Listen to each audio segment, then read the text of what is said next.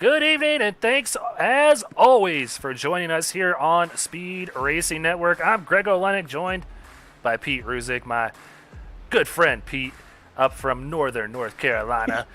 Pete, we're in Austin, Texas tonight at the Circuit of the Americas, and man, it was a heck of a show this week put on by the actual NASCAR drivers, and I think we're going to get a lot of the same here tonight. Yeah, absolutely. These guys have been out here practicing for quite a while. Everybody trying to work on their racing line to keep it in the groove all the way around this 20-turn road course down in the great state of Texas.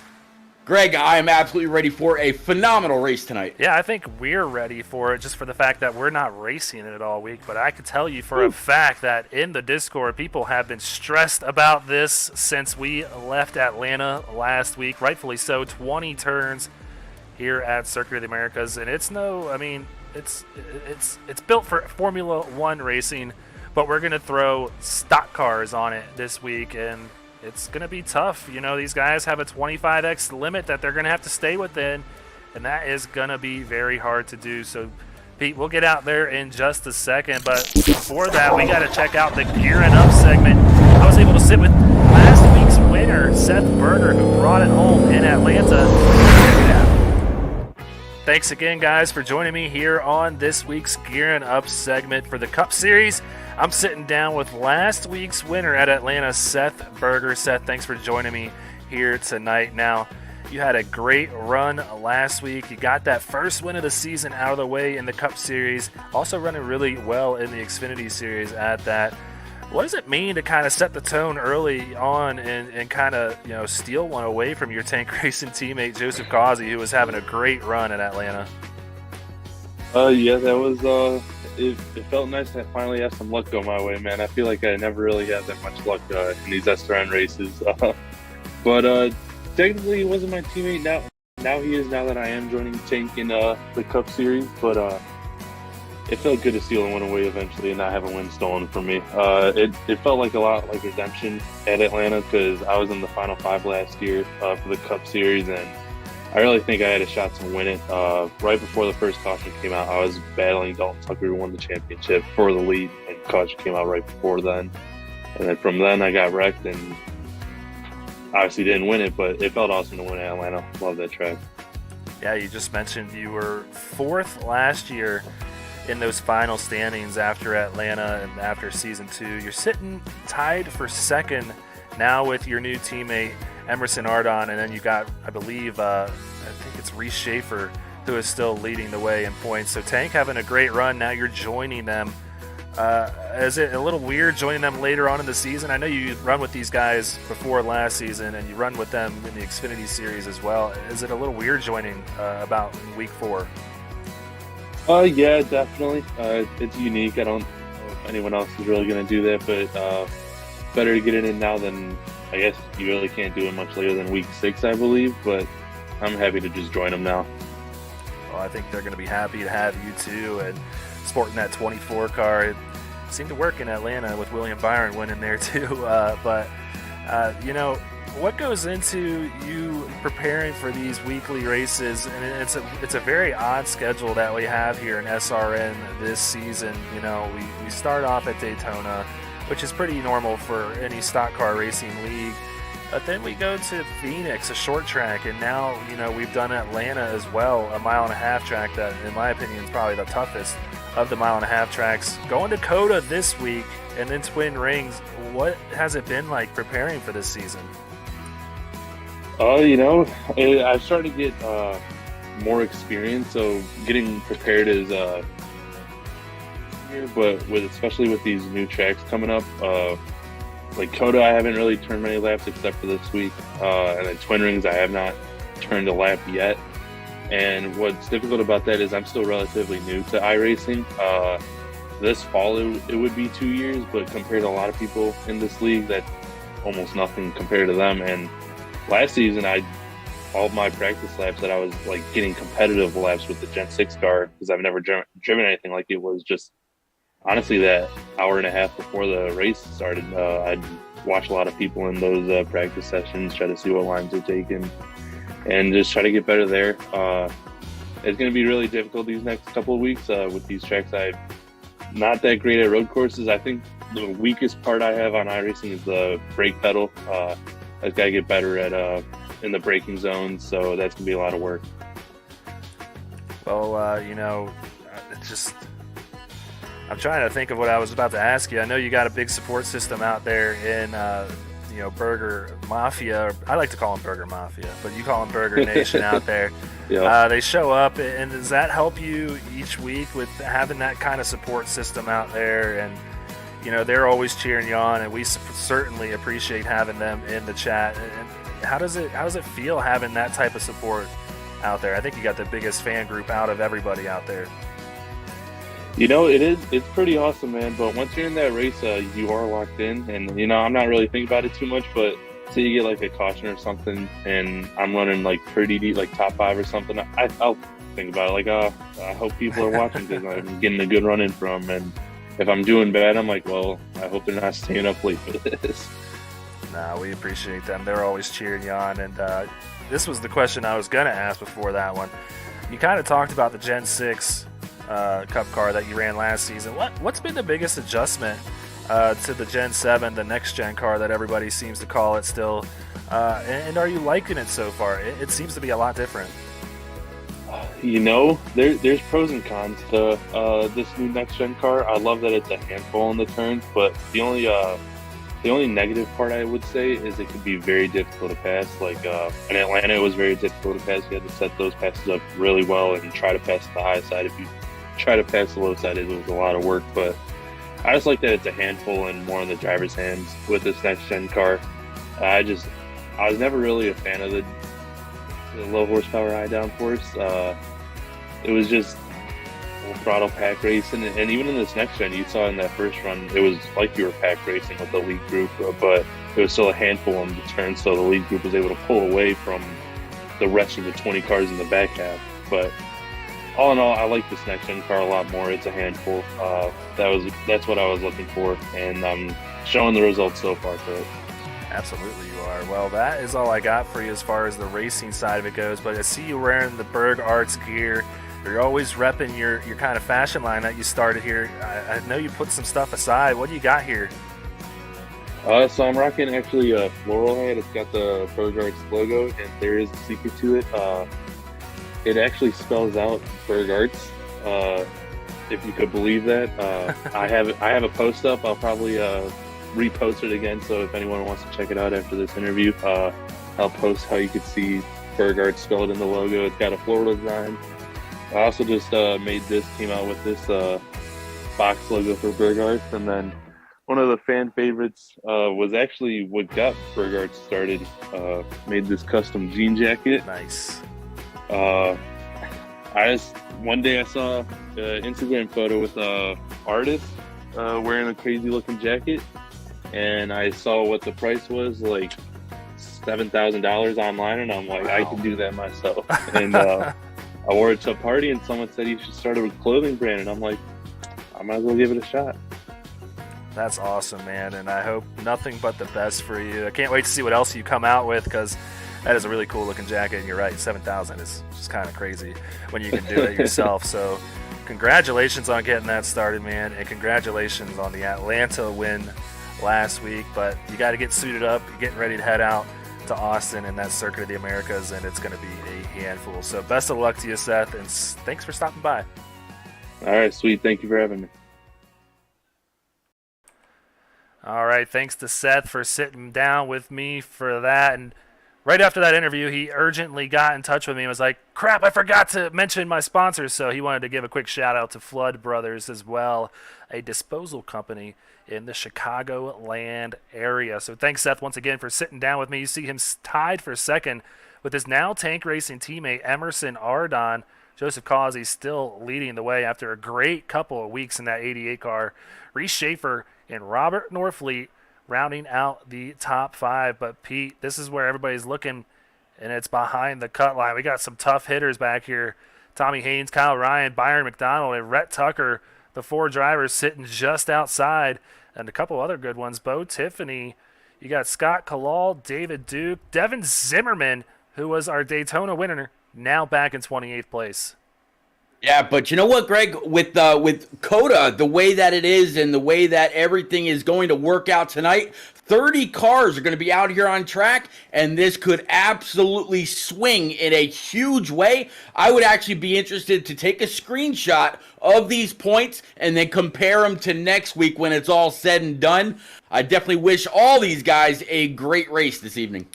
Well, yeah, you're exactly right. You can see the cut line where Michael Politis is sitting. There's a four-way tie for 14th, so that's why the red line is as far down as it is. But, I mean, you can look all the way back for that tie for 30th. Steve Whitmore is only 19 points back of this cut line, so you're right. Steve Whitmore can easily go from 30th to above that cut line in just one race. That's how wild it's going to get here tonight. But checking out the team championship standings for the Cup Series, obviously Tank Racing still leading the way and just starting to pull away from the rest of the field. Rev Racing there in second, 77 points behind, and then 84 points back going to be Gear Up Motorsports. So this thing's starting to get separated, and seeding is going to be very important once we get to week 14, Pete.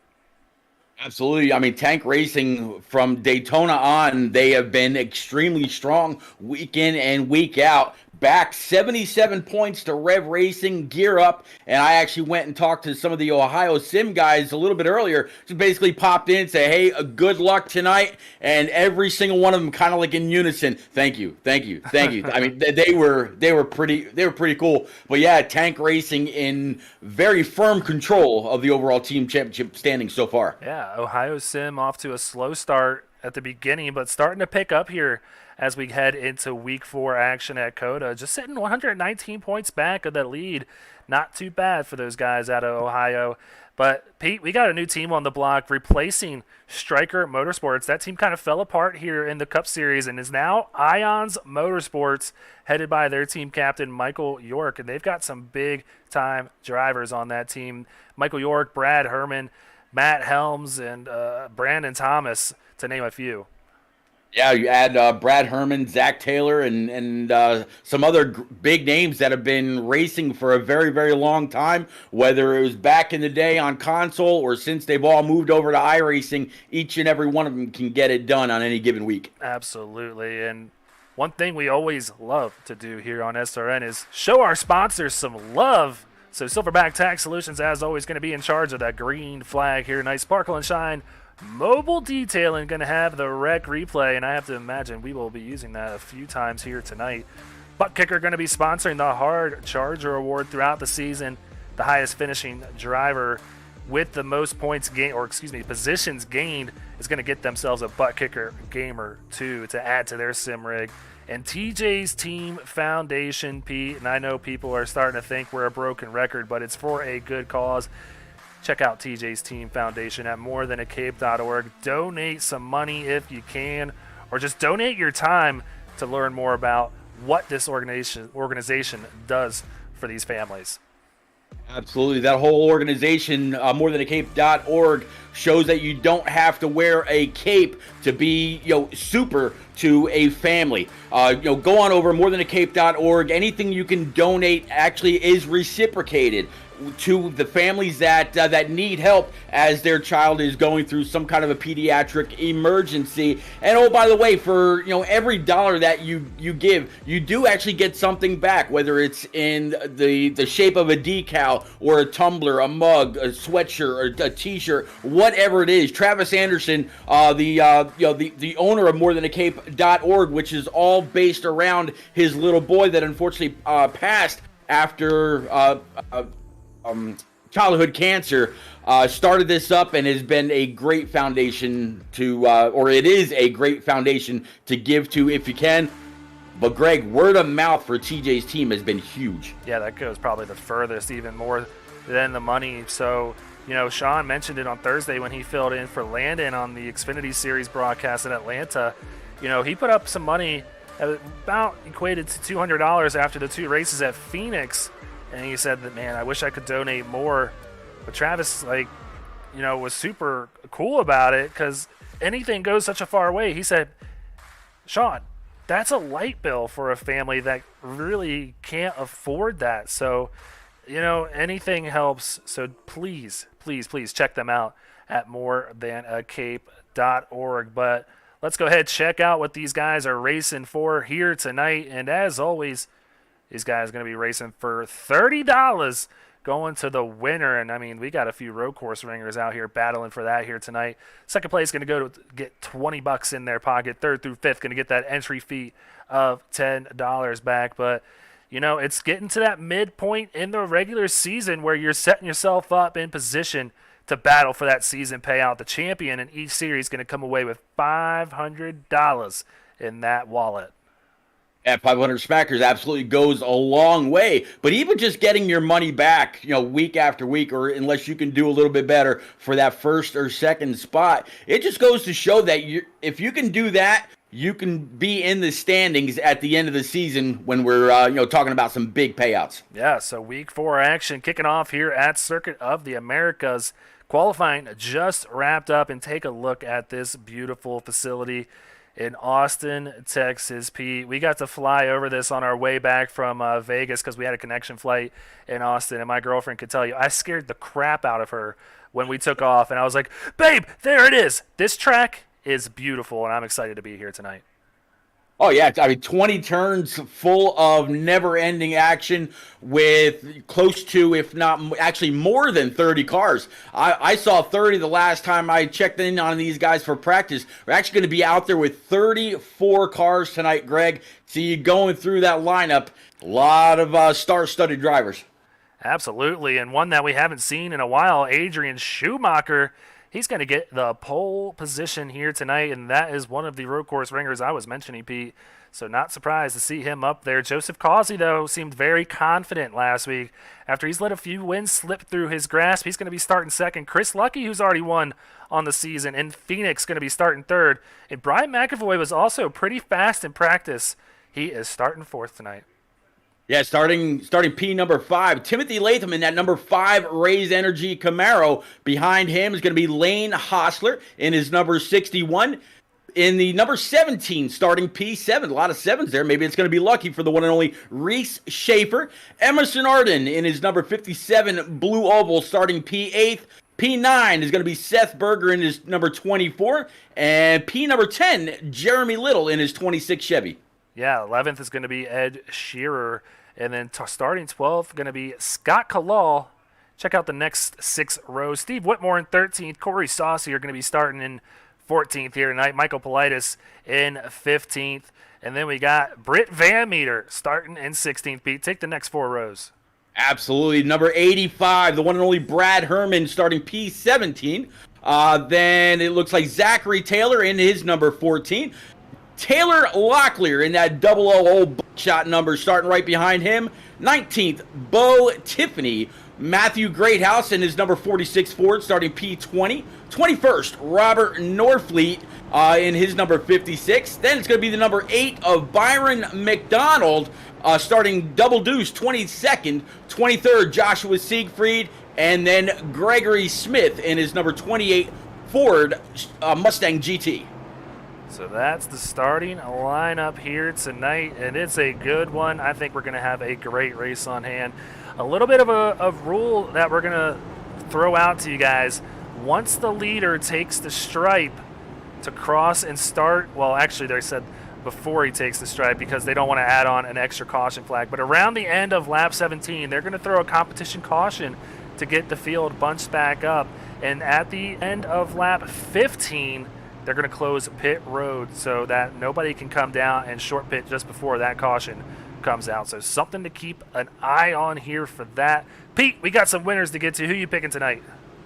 I tell you what, I think I'm going to have to go with a guy that's been pretty fast all season long so far, Ed Shearer, in that new number of his, rocking an old Kurt Busch number from back in the day, talking about this number 97 starting P11. Well, the pace car is off. I'm going to get to my pick real quick, and I'm going with Joseph Causey, who has been so close on these races to getting it done. So that's our picks for tonight. But, Pete, we're coming down that front stretch for these guys to take that green flag here in Austin, Texas. What do you say we get to turn in some 20 turns on this circuit? Pete, the green flag is out, brought to you by Silverback Tax Solutions. Let's get down to it.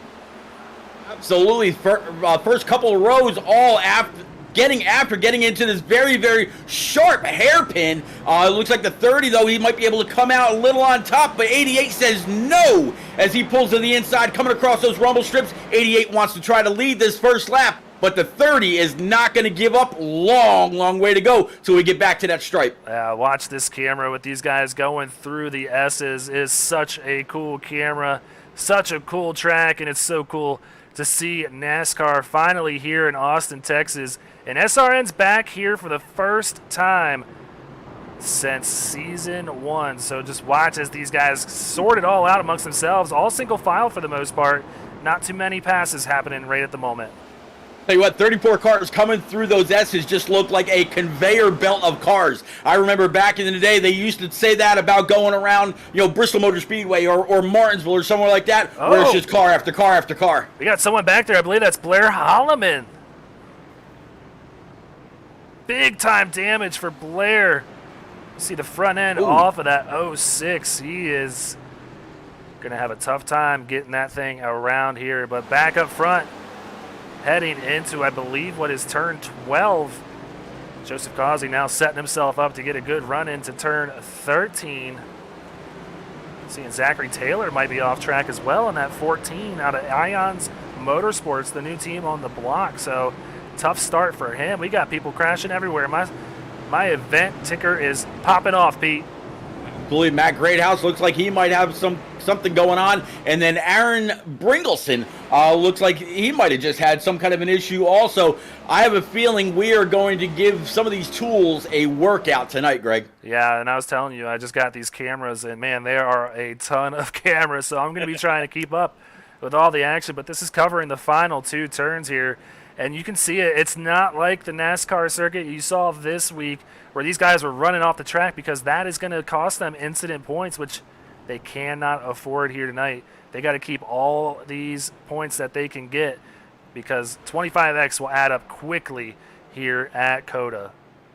Yeah, 25X, and then unfortunately, the iRacing officials call it as it is, and unfortunately you've got to park it. So unfortunate, but man, actual NASCAR is all about the rules. SRN all about them as well. But these road courses are meant to be tough, Greg. These aren't just the normal, typical cookie cutter ovals that we see every other week. Sometimes you got to be a little bit more disciplined in your racing as well. Yeah, but I know a lot of people wish they were like the cookie cutters, but you're right. I mean, it's a different discipline that takes a lot of skill.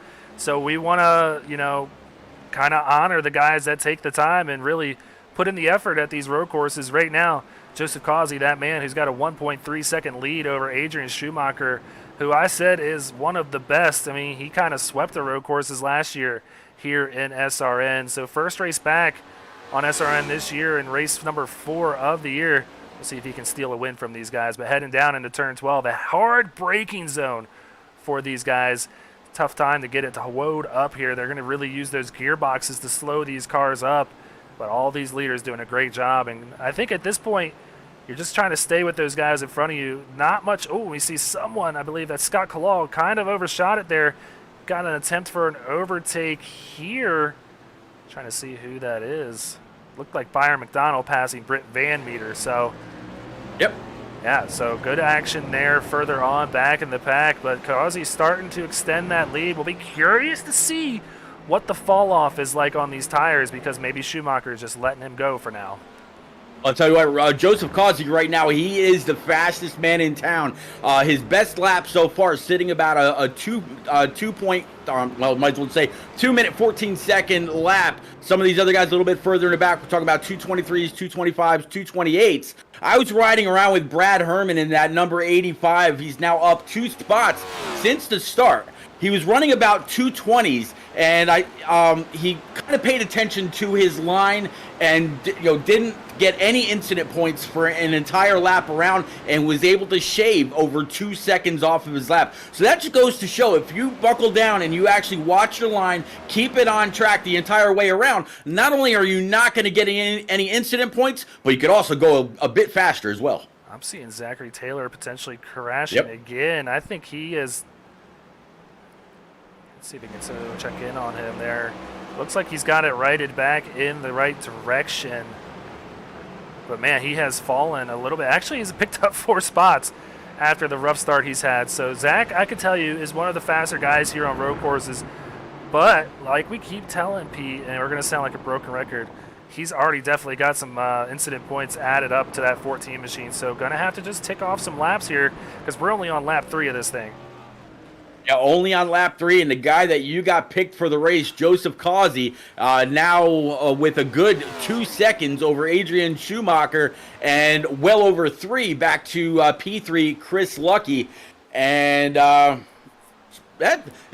I was talking to Seth, one of the admins, and he was guesstimating that if you can stay within 10 seconds of the leaders and stay clean all the way around here, not only could you have a great night, but when it comes time for that stage break, you could actually be sitting pretty well as far as track position. One of my favorite cameras, Pete. I told you I got a million up here. We got a drone cam flying over awesome. the arena section of the track, and you could just see all the turns in just this tiny bit of real estate. This is where you can make up a lot of time on the field or lose a lot of time, just depending on how good you are in these heavy braking sections of the track. So we'll keep an eye on this camera because this is one of my favorite by far. Oh, yeah, watching all those cars twist and turns, on and off the brake, on and off the gas. I mean, yeah, there's a lot of those areas through here, and some of them absolutely make the cameras. I mean, the cameras just show how great and huge this track really is. Yeah, you can see how huge that lead is that Causey has over Schumacher now, well over 2 seconds. Lucky, Hosler, and Latham rounding out the top 5, but we're going to see Causey come into the S's, and there he is, and you see him just barely utilizing those rumble strips because, like I keep saying, you just got to really monitor how far off the track you're getting these tires, and he is doing a great job of keeping that car on the track already at lap 4, and I'm pretty sure he's got a clean race to this point, and that's what you got to do to keep that lead growing up to 2.6 seconds now. Yeah, 2.6, really doing everything that he can do, just maintaining his line. That's something that, because he's got such a gap, nobody right in his rear end, because this track is so huge, hasn't come up on any lap cars just yet, he can really watch his line all the way around this 20-turn, huge road course. Yeah, so now he's going to get that long back stretch. I call it the back stretch. I don't know why. Maybe because it's on the opposite end of the start-finish line, but this is the fastest portion of the track. Coming up on that heavy braking area here, you see him coming into the picture right there as the drone is now on the other side. Gets through turn 12, sets himself up, heading into turn number 13 right now. He's got about that entire straightaway lead over Schumacher, and this is an important part of the track. It's a really rhythm-based part of the track. You got to let the car wash up to that top rumble strip, head back down, hit all your apexes, but kind of miss the one in 14 and nail that one in 15 where we kind of saw AJ and Ross Chastain get into one another and what led to an absolutely wild finish at COTA last week. So we might see the same here tonight, but so far, Causey being the class of the field. Yeah, and he just keeps extending his lead in this number 88, doing what Causey has done. He mentioned last week in post race that he was going to do very, very well here. Looking forward to it. Now we know why.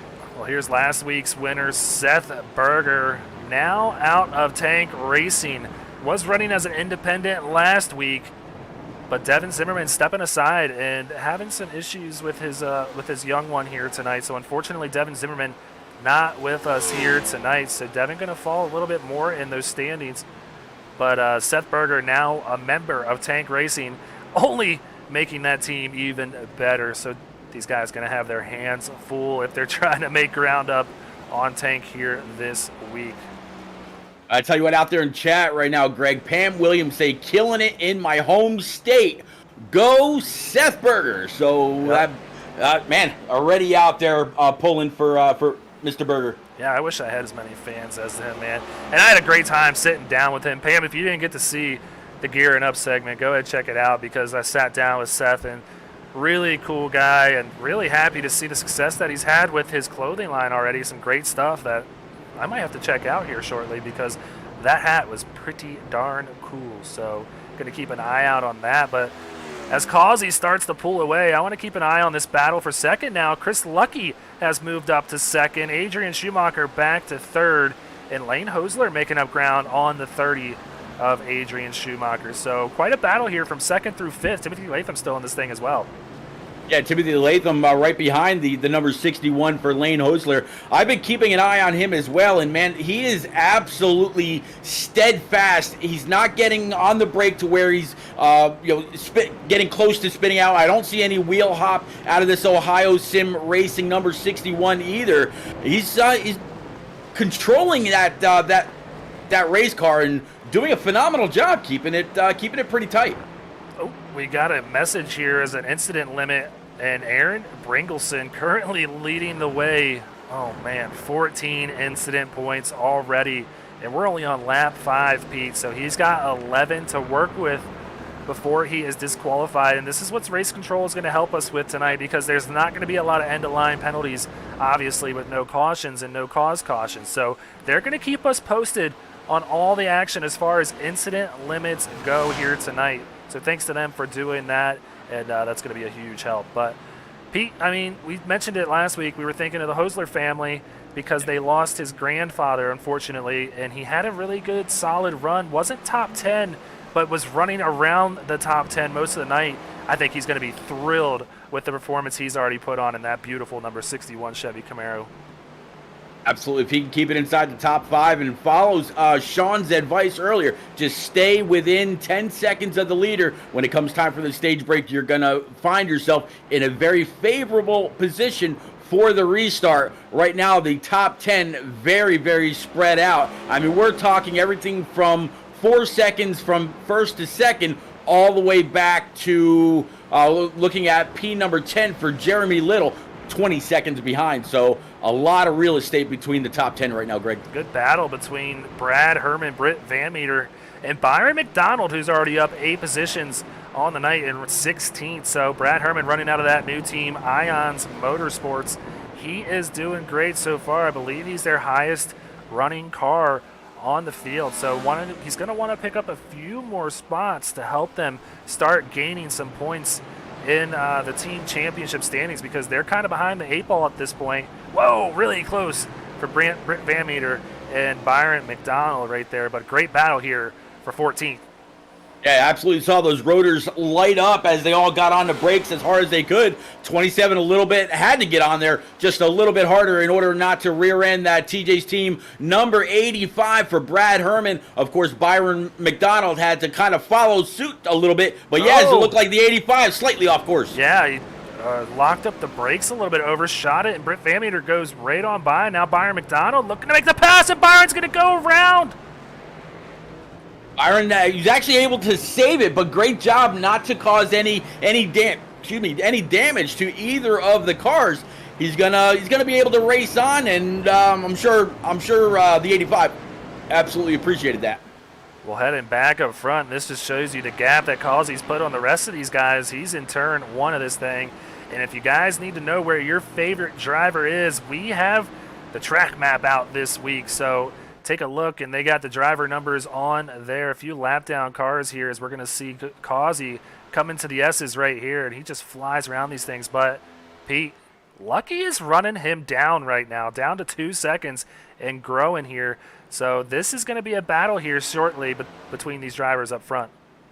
Well, do you think that Causey just got kind of confident in the way that he was running and saw that he was pulling away, maybe tried to push it a little bit instead of just maintaining the gap, and that has allowed Chris Lucky to start running him down? Like you said, he's 1.3 seconds behind, and Adrian Schumacher now 3.5 and closing just a little bit. Just a moment ago, I mentioned that he was over 4. So Lucky and Schumacher starting to reel in that 88 just a bit. Yeah, the 88 really losing some significant time after he put down the best lap of the race on lap 2, that 2:14.8, and it's just progressively gotten worse for that 88. He lost 1.2 seconds essentially. That's rounding up on lap 5 to Lucky alone, and almost 9 tenths on lap 6. So we're going to keep an eye on this, but Lucky is knocking on the door, and Schumacher is as well. These guys starting to catch up. Hosler now only 5.7 back, so Causey is going to be just limping to that competition caution. He's got lap cars in front of him now too, so he's got to work around this. That's going to slow him up even more. Yeah, they're actually coming across the first lap car traffic of the night. You see him get on by the number 19 to put him one lap down. So right now, Tommy Haynes in that Chevy, talking about the 19, he's got to hope that if a caution's going to come out, it's got to come out now. That way he can be that lucky dog recipient, get back on the lead lap, and fall back to the tail end of this field on that restart. I'm also watching that 88. I've kind of seen him go off track a couple of times. Whether you're the leader, second, 10th, or 20th, Greg, that off-track penalty is for everybody, even the leader. Yeah, only one car out of this race to this point. Well, I don't know if he's out of it, but he's been on pit road for a few laps. Kyle Ryan in the 91 being scored in 33rd. He has been on pit road for coming up on 4 minutes now. So not sure if he has big-time damage that he needs to get filled or he's just parked it for the night. But nonetheless, he is out of this thing as far as it goes. He's now 2 laps down. But nothing changing up front. Our top 5 remaining the same. But this thing is about to heat up. Pete. Absolutely. You were talking about Chris Lucky closing in and closing in and closing in. Last time we checked, he's 1.3, 1.5. Now he's down to just about a second flat, 1.1. And in some corners, he actually closes in, which means he's outbraking this number 88. Look at the run he got getting into that turn. That is a great example of talking about, outbraking one another. Yeah, these two both driving away from Adrian Schumacher, so not sure if the 30 just doesn't have the speed for these guys or just understands the scenario right now, knows a competition caution is going to come out and lets these guys just battle it out amongst themselves and up front because he knows a lot of these guys are using up these track limits right now. You just see them glow, those rotors glowing red. I love the detail that iRacing has put into these next-gen cars at the road courses because they are using them bad boys up. We're going to see them coming to the arena part of the track right here. This is turns 14 and 15, and this is the one that's kind of weird. You got to miss that first apex and just be a couple feet off of it to nail that second one, and that will give you the big run off through the carousel here and let you go into turn 19 with as much speed as you can. But man, I'm excited for this because I didn't think we were going to see this, Pete, a battle for the lead. I thought it was going to be someone just kind of running away with this thing. Yeah, we talked about Schumacher earlier. You picked Joseph Causey because, he's amazing at these road courses, and here he is proving it. But it's going to be really, really interesting as we continue to close in. That gap gets closer and closer. We're working lap number 9 right now. I think that stage break comes out at right around lap 17, if I'm not mistaken. That could be right around or shortly after these two really start to have to duel it out for the lead. Brad Herman now off track, and I keep seeing Aaron Bringleson pop up in my events column, Pete, and I just think he is playing with fire as far as how many incident points he has left to work with. Just saw Jordan Saylor's Seth Berger off the track now, Lane Holzler off the track as well. So a lot of activity happening here lately, Pete, and I'm sure you're seeing the same thing on your SDK scoring. A lot of red popping up. Yeah, absolutely. Like you mentioned, Brad Herman, Jordan Saylor, Seth Berger, Lane Hosler, Corey Saucier, Aaron Bringleson, Emerson Arden. The red continues to fly. We're looking at so much green and red, it's almost like it's Christmas, Greg. I'm curious to tell what it looks like from up here, and you really can't see, but the cars are just completely covering the surface of this track. As you can see on the track map, there is not one bit of the track that's not active at this moment, and that is just showing the level of competitiveness amongst the rest of the field. We got about 5 guys battling for the lead, about 20 battling for these mid-pack positions, and then the rest just really struggling and limping along. I'm seeing Aaron Bringleson crashed again, so I think we're going to get word here shortly from our admins to give us an update possibly on where he stands as far as incident points go. I don't have that on my scoring, unfortunately. I would like to keep track of that. Yeah, Aaron Bringleson, and then shortly after that, Greg Smith looks like he had some kind of a problem also. And I'll see if I can update some of my tools and keep us up to date with incident points. That's why I keep you around, Pete. So, watching the leaders round turn 20 to cross the stripe and start lap 10 here at COTA. And just so you know, it's about back where that DRS sign is. It's not the stripe that they just crossed. That is the finish line. It's kind of weird here. Look at those things glowing, Pete. It's kind of weird here at COTA. The start line is different than the finish line.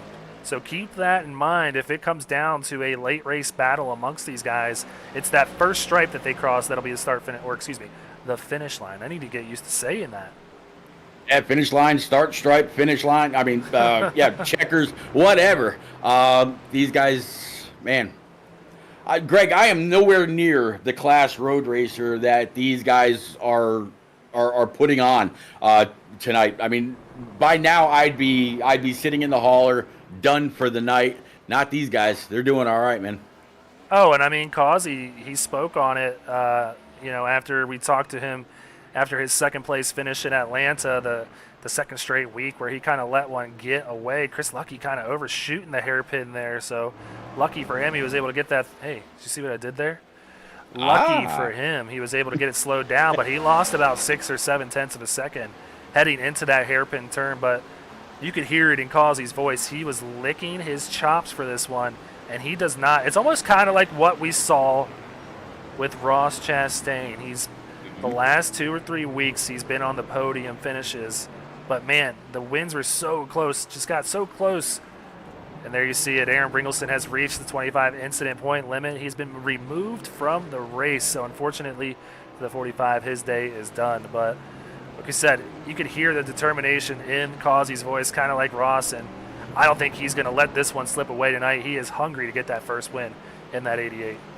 Yeah, absolutely. And you mentioned, Chris Lucky now, or still, I should say, in P number 2, but 2+ seconds behind. Aaron Schumacher now 5+ behind. And behind those 3 right now, Greg, we're talking, 15 to 20 seconds back. So Joseph Causey, Chris Lucky, and Adrian Schumacher definitely have a pretty firm grasp on the rest of this field. We've started to see some guys fall 1 or more laps down on track. Never mind the guys that have been on pit road for either repairs or. Well, you see it there, Zachary Taylor currently at the 13 incident point mark of this race, so he's next in line to possibly receive that disqualification. He's already halfway to that limit, and we're not even close to being halfway to go. I know when we see that, go faster pop up on the scoring pylon there, we're ready for this thing to get over with. But not even close. These guys pulling about 2-minute, 20-second laps for 25 more laps. We got about an hour left in this thing, especially with that competition caution. So going to have to take it easy in that 14 machine if he's going to come home with a good finish for Ions Motorsports, the new team on the block here tonight. Yeah, I think we might need to remove that hashtag go faster and replace it with hashtag be calculating because they've really got to watch everything that they're doing around this track to watch those points, Greg. Going faster is not going to help them tonight. Every other week, yeah, sure, do what you got to do. But around here, you really got to slow down, hit your marks, make sure that you're not over allowing that car to wash out too far or keeping it too close to that inside line. Road courses, it's not inside and outside. It's you're either to the left or you're to the right, because inside and outside, depending on which side of the track you're on, can mean very, very different things. But man, this 88, he doesn't care what we're talking about. There's nobody to his inside, nobody to his outside. Again, Causey almost 2 seconds back though. Yeah, this is going to be a fun perspective to kind of give you a feel for the track as far as the turns go, the difference in elevation on different parts of the track, and the speed that these guys are traveling, and the amount of brakes that they're using too. Heavy braking into these turns, trying to get everything that they can. So second longest straight on the track going to be right here, and you're going to see a big hill 110-foot climb up on this surface. Heavy braking right here and trying to get as much room as you can on the outside to cut and hit this apex and get a good drive off. He's got Josh Siegfried, who's about to be a lap down in front of him. He's going to get out of the way as he heads through turn number 2 here. Sets himself up for the S's, which is a very tricky part of the track. But Pete, this is one of the parts of the track that can pick you up the most time if you're just smooth and really easy on the throttle through here. So going through the S's, now this is kind of an awkward turn where you kind of got to go back up high here, hit this apex, go back to the left side here, get this apex around turn number 8, and then you're going to kind of, well, typically the Cup drivers would cut that, but a big turtle there as we come to turn number 10 right here, heading down into this hairpin, which leads us into the longest straightaway, which you're going to see right here. Causey's going to get up to about 170 miles an hour and slow this thing all the way down to 40 to make turn 12. Yeah, you want to talk about making those rotors glow. Absolutely. When he's done, as you see that continue to climb and climb and climb, 150, looking for 160. There it is, looking for maybe 170, absolutely passing that. And then he starts to get on those binders, slowing it up and wowing it up. That way he can make this very, very sharp left-hander, not use too much or any of the runoff. Good job by that 88 to really hit that mark, continuing on track. Yeah, and I mean, he killed about 140 miles an hour in 500 feet. So that is just showing the difference in brakes that these next-gen Cup cars have, because I don't think you'll see that high of speed in these Xfinity cars, especially not the trucks here this week. They're going to get up to about 160 on that straightaway, but these Cup cars can go a little further into that braking zone because they have bigger brakes on these next-gen Cup cars this year. So that is why they are really getting up there as far as speed goes. And it is a great race up front still here. Chris Luckey's starting to run Joseph Causey back down.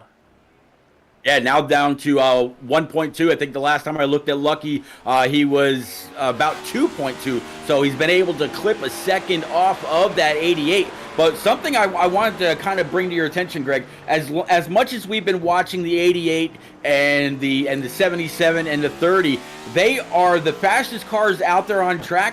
But very seldom do they actually show up with any kind of an incident within the tools. You don't see them going off track. You don't see them, anywhere near that. I'd actually be curious to know if they've actually got any. These guys are being so smooth, they're so fast, and they're staying 100% legal as well. Yeah, that's something that unfortunately I wish I could tell you, Pete, but from what we've seen so far, I don't think they have.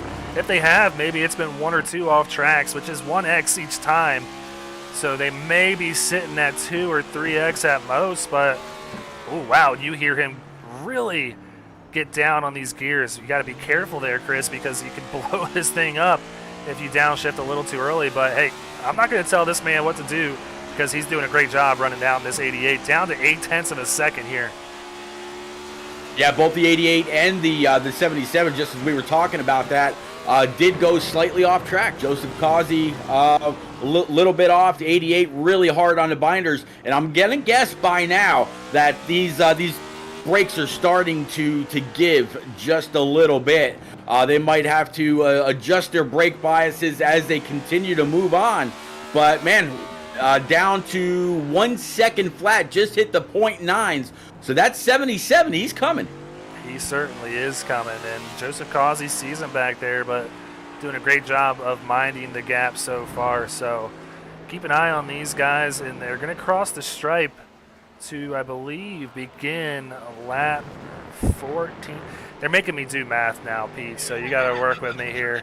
I think this is going to be the completion of lap 13 this time, so 2 more laps until that pit road closes.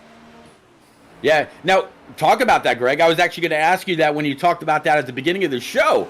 If you know exactly when pit road is going to close, are you one of the ones that's going to come on down and grab your 4 Eagle Feel Goods and fill it up with that Sunoco E15, or are you going to wait until the stage break and come on down then? Do you go for the track position in the beginning, knowing that those guys up front may stay out, or what are you going to do? If I'm anybody not in that top four named Joseph Causey, Chris Lucky, Adrian Schumacher, or Lane Holzler, I am 100% going to do that. So I'm looking at Timothy Latham to potentially pull that strategy off that you just named.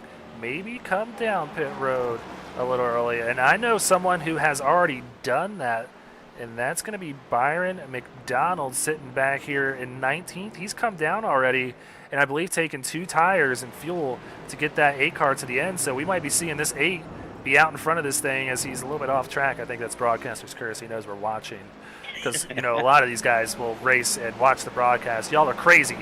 But, yeah, he is going to be sitting in good shape so far.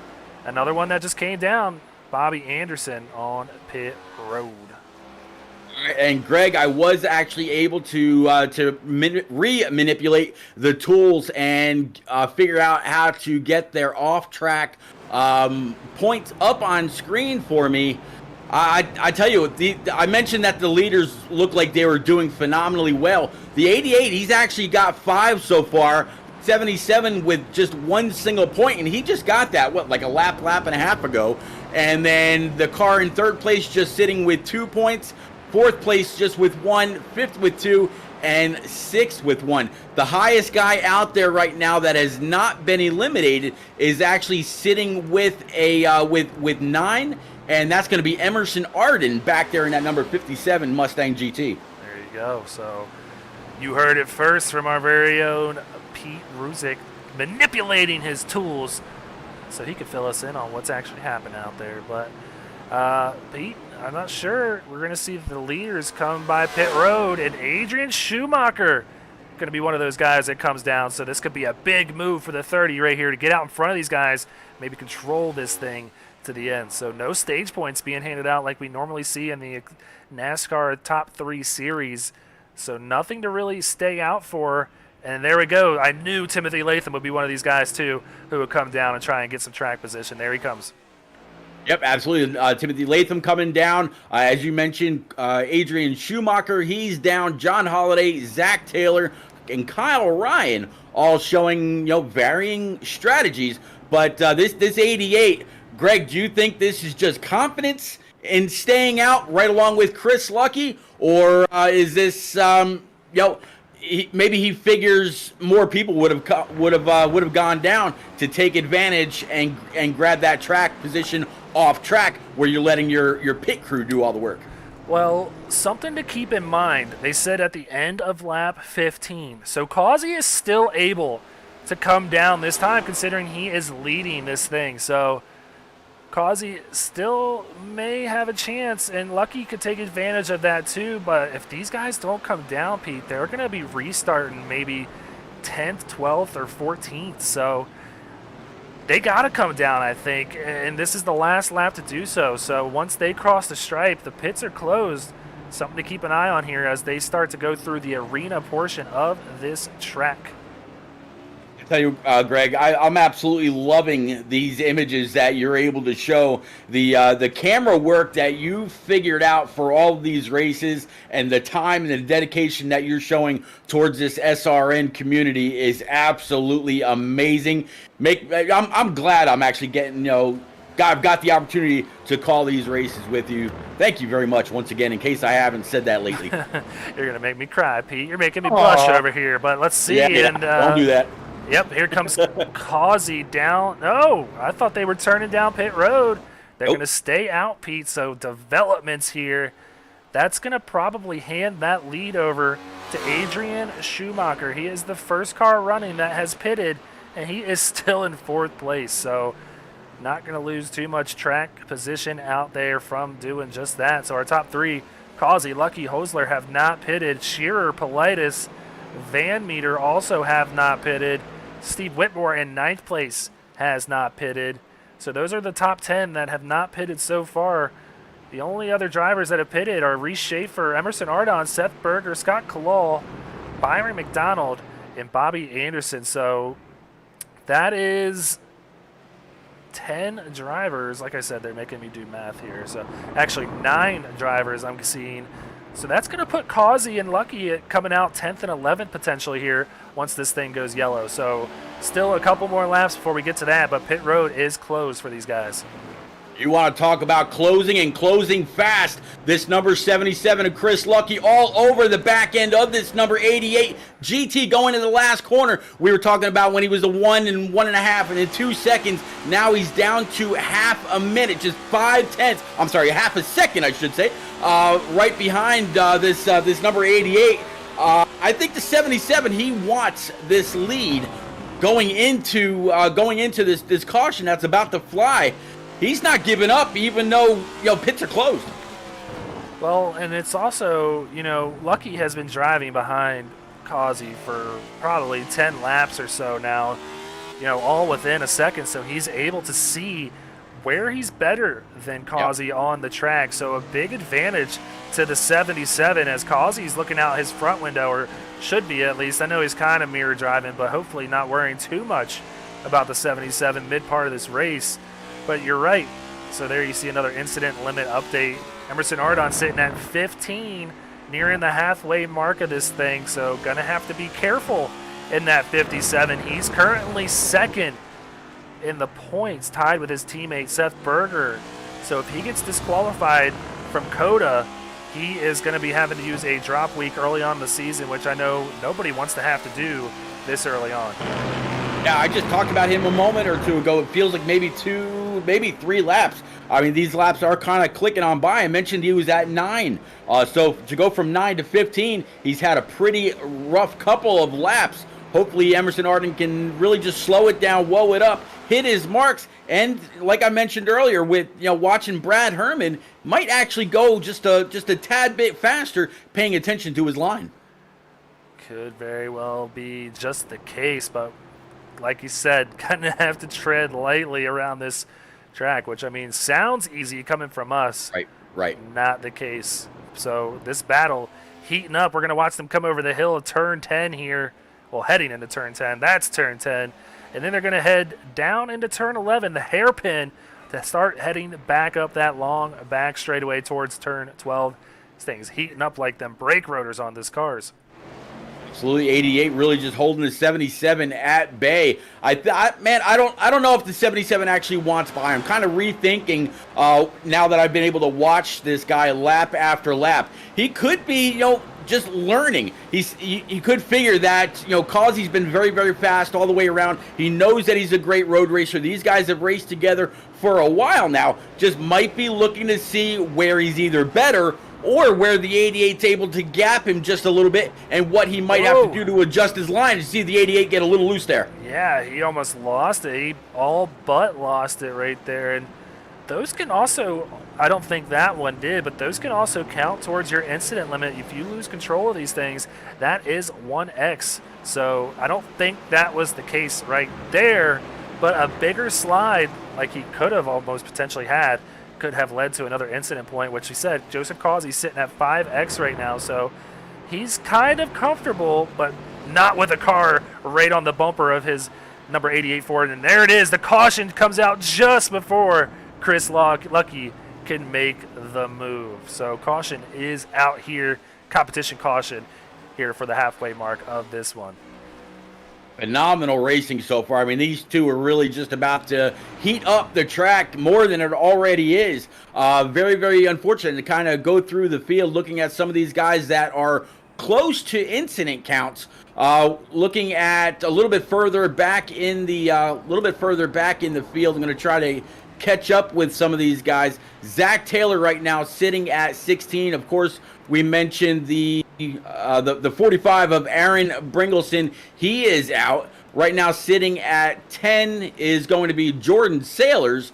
At 11 incidents right now, it's going to be Byron McDonald, and anybody else below him is in the single digits. So a couple guys getting close, but still some room to breathe. But like you just said, Greg, we're only halfway through this race. Well, great action so far. Great information from the one and only Pete Brusick. But we got to take this time to take advantage of paying some bills here on SRN. We're going to be right back after these commercials, and we'll get this thing back green here in Austin, Texas. Want to be a part of an established league on iRacing? A league that's competitive, fun, and above all fair?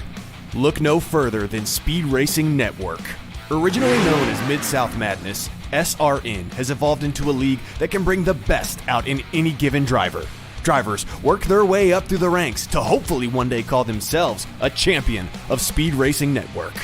If you're interested in joining, don't hesitate to reach out to league admins to claim your spot today. Maybe you'll end up in the history books. If you're interested in becoming a sponsor in Speed Racing Network, feel free to head over to www.speedracingnetwork.com and reach out to an admin today.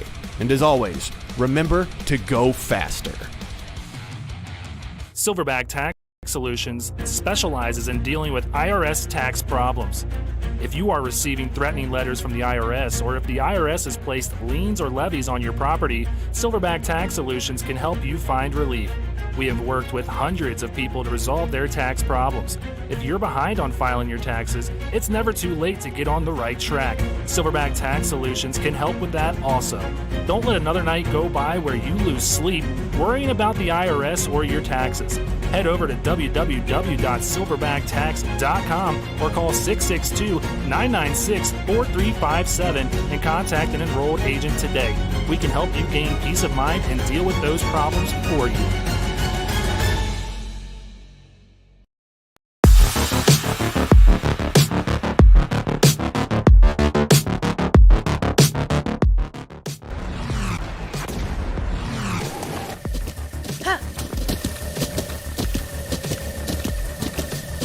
With the Butt Kicker Gamer 2, what you see and what you hear is what you feel.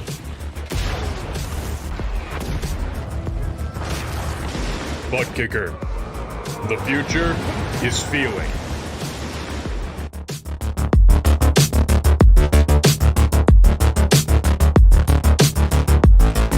Well, thanks to all of our sponsors for coming on board this season. It has been a great one so far here tonight at Circuit of the Americas. Kind of better than what I was expecting, Pete, and that's not to take anything away from these guys, but we know how road course racing can be, and sometimes it's kind of a snooze fest. But great action up front, great action in the middle of the pack, and some strategy taking hand too. We're going to have new leaders once these guys come down pit road. Yeah, absolutely. Joseph Causey, Chris Lucky, and Lane Hostler, they are going to surrender first, second, and third. That'll hand it over to the one and only Adrian Schumacher with my driver, Ed Shearer, right to his outside, or right to his inside, right to his right to his left, whichever. Actually, no, I take that. Wow, Adrian Schumacher came down pit road. Yeah. Do you think this is a top off and go kind of a thing? I'm not sure what's happening, Pete, but everybody that came down pit road looks to be coming down pit road again. So I'm not sure if admins stepped in or what, but we just lied to everybody out there. We're going to have the same leaders, it looks like, because everyone down pit road. I mean, it's really strange because the track is so humongous. You can go down pit road, change 4 tires, fill it up with whatever you need, and come on back out. And as long as you're not, 2 minutes behind the leader, you're not going to lose a lap. So it's really interesting. I'm sure Schumacher and quite a few people behind him were able to go on down, get what they needed, and come on out in order to take the position, get on by the 88 and the 77 without having to pass them on track. But no, Joseph Causey is going to be able to retain the lead. And so far it looks like Tim Latham, Chris Lucky, Lane Hostler, and Adrian Schumacher will be our new top 5. I'm very curious to know what just happened. I'm going to almost consider bringing in one of the admins to kind of clear up the air for us. Not sure if Sean will like that. But who doesn't love hearing from Sean? So let me. You got broad shoulders. You can blame it on me. Hey, Sean, it's Greg and Pete up here in the broadcast booth. You're working as the executive admin here tonight. Can you just tell us what just happened with in regards to the drivers that pitted before the pits were closed? They all came down this time. Can you fill us in? Yes, we decided that everybody was going to go ahead and pit on this lap, so that way we could get everybody bunched back up quickly, so we didn't have as many caution laps. Was the initial decision on that. All right, well, there you have it. We were a little confused up here, and I 100% appreciate you being cool with me tracking you into the broadcast booth, as always, Sean. But we'll send you back to the admin office. Thanks, bud. Thanks, man. He blamed it on me. It's all good. Anyway. Well, that clears it up a little bit there. So, but still some movement on the track. Timothy Latham with a 6-second pit stop, able to gain some ground because he was one of those guys that did come down early and get some 4 tires and fuel. So he just had to top off on fuel, I'm pretty sure. And he's back out there and sitting in second place now. Yeah, so he came in 2 laps before the yellow flew, grabbed 4 tires, and like you just said, just had to top it off. So that stop did actually benefit Timothy Latham in that number 5 Raise Energy Camaro. But I maybe I missed it, Greg. I didn't quite get it there. Why did everybody have to come on down if they chose to come down 2 laps before the yellow flew? Did I completely miss that? Did I space out? I don't think you did completely space out. It is a little confusing, I'm not going to lie. But I think that they just wanted it to be fair in regards. I'm not sure. I think they wanted to get everybody bunched up, and by doing that, they wanted everybody to come down pit road together so there weren't cars scattered all over the track still. That's what I took away from it. But nonetheless, it didn't hurt anybody by pitting because everybody pretty much pitted before that round, and those that did were able to still use a little bit of strategy and take a shorter pit stop, which ultimately gained them a few positions, such as Timothy Latham. They're sitting in second now. So that was my takeaway, but you're right. I mean, it was a little confusing, but now we know what to look out for in the future races, and everybody else knows now too. Those short pits aren't going to work here at COTA. Well, this 88 has absolutely been more than a cape flying through this field, and now he's going to have a chance to take on additional adversaries such as the 5. He's seen how the 77 of Chris Lucky was going to race him. Lane Hostler picked up 1 position, pushing Adrian Schumacher back 1. Again, that's going to be your top 5. The 97 in his new number of Ed Shearer going to be restarting in P number 6. Reese Schaefer, Emerson Arden, Michael Politis, and Britt Van Meter going to be your top 10. Emerson Arden still having to be very, very careful with his off tracks. Greg, that green is getting ready to fly. Yeah, those pace car lights are going to come off here shortly. Wanted to give a quick shout out to our butt kicker hard charger here so far, and it's going to be the 18 of Bobby Anderson as it stands to this point, plus 18, like the 18 on the side of that Chevy Camaro. So Bobby having a great solid run, up from 33rd to 15th. That is saying something when you're here at COTA. So congrats so far to him for being our butt kicker hard charger at the halfway mark of this race. Still going to have some work to complete here at COTA. It's a very long race left to go, 16, and we'll take the stripe with 15 laps to go. So that is a lot of time left in this one. And Pete, I'm going to go do some math off the top of my head. That's 300 turns left in this bad boy. Yeah, long way to go. We were talking about how long this race is compared to a Phoenix or a Richmond or whichever.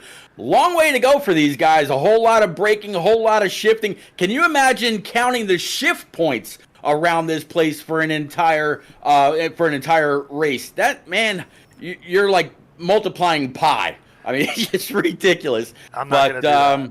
No, I'm not either. No, that is a lot of shifting, a lot of use of the gas and that brake pedal. But these guys have been up to the challenge so far in the first half of this race. Absolutely, and it's been a fun one so far as we see the Porsche pace car kind of fitting at a road course, where they kind of run Formula One races all the time here. But now NASCAR taking ownership of this track and bringing their very own series here. It's been really good. I mean, the first year was a little iffy with the amount of rain that they had. Now, luckily for these guys, we don't have rain on iRacing yet. But, maybe we'll be able to throw that in there as a little wrench for next season Hopefully they get that on there because I think rain will be absolutely awesome when I'm not racing out there. So something to keep an eye on for future seasons here on Speed Racing Network. But a beautiful day here in San Antonio. Really cool track temperatures, probably down to about 95 degrees. It was 99 at the end of qualifying. So the sun going down here in Austin, Texas, cooling the track off a little bit here and there. And it's going to add more grip. So maybe these guys are going to maybe utilize that and maybe send it a little deeper into these heavy braking zones. And I know Timothy Latham and Joseph Causey have had some battles to this point in the SRN season, and we might have another one on our hands here once we get this thing back to green flag racing. Absolutely. I tell you what, once rain is introduced to iRacing, a lot of these drivers are going to have to run off to their favorite computer manufacturer looking for all new components, because that will absolutely test out their PCs as they are right now. But it would absolutely be a very, very welcome challenge for a lot of these guys. I mean, a lot of these guys very, very proud about how they race and their standings, their iRating, their safety rating, their licenses, whether it's road, dirt, oval, whatever. I'm sure a lot of people would like to see an additional challenge.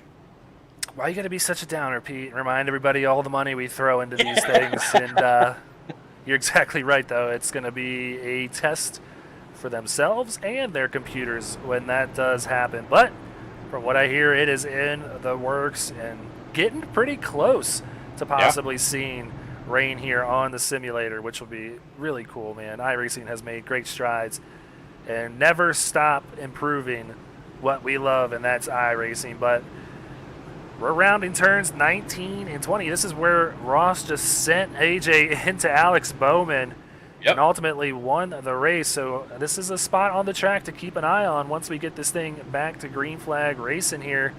They turn around turn 20 here. Joseph Causey is going to have the field in his hands for the Silverback Tag Solutions green flag, which is back out here in Austin.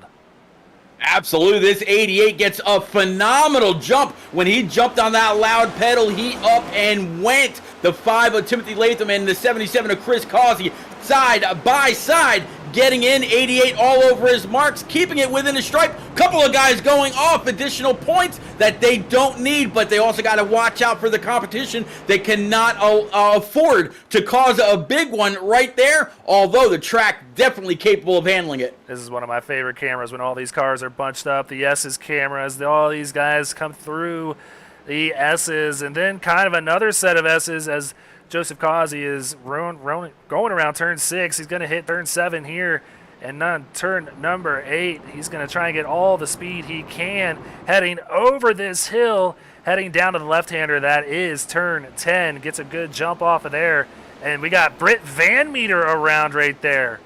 So 27, big-time damage to the inside there after he was running inside the top 10.